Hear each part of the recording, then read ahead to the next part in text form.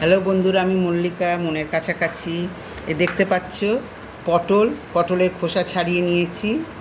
খোসা ছাড়িয়ে এই যে পটলের মাঝখানগুলোকে চেরা হয়নি, এই মাঝখানগুলোকে একটু একটু করে ছুরি দিয়ে চিড়ে নেবো প্রত্যেকটা পটলের।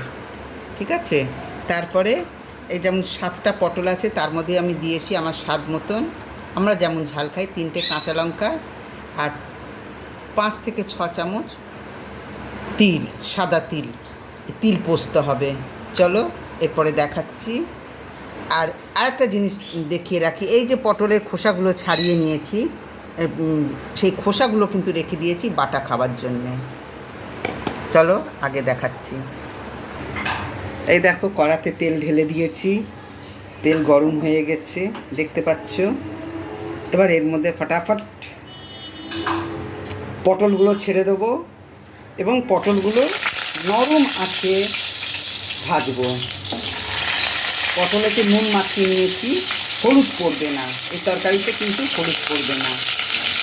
পটলটা লো ফ্লেমে একদম নরম হওয়া পর্যন্ত ভাজবো, কারণ সেদ্ধর জন্য বেশি জল পড়বে না এতে।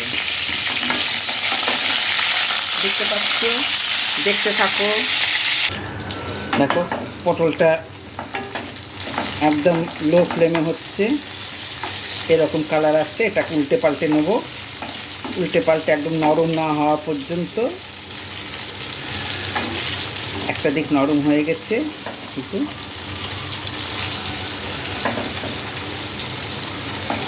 আর প্রত্যেকটা পটল কিন্তু চিড়ে নিয়েছি। এইভাবে নরম না হওয়া পর্যন্ত এগুলোকে ভাজতে থাকবো একদম লো ফ্লেমে।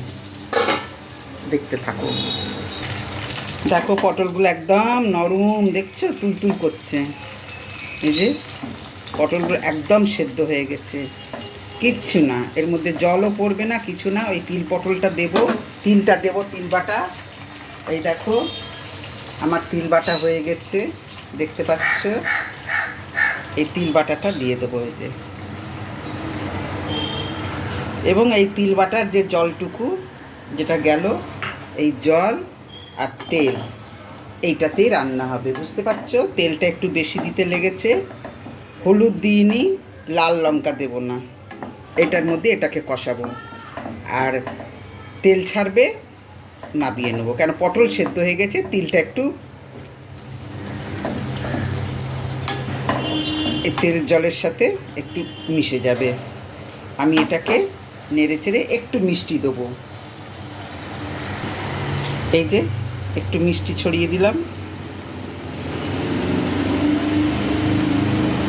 এটাকে নেড়ে চেড়ে নেবো,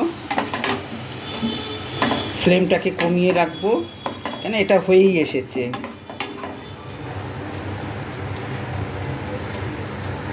আমার তিল পটল একদম কমপ্লিট, দেখতে পাচ্ছ। তেল জল বলে কিছু নেই, একটু তেলটা লাগে একটু বেশি। হয়ে গেছে কমপ্লিট। এবার নাবিয়ে দেখাচ্ছি। এই যে কমপ্লিট, এবার আমি নাবিয়ে নিচ্ছি।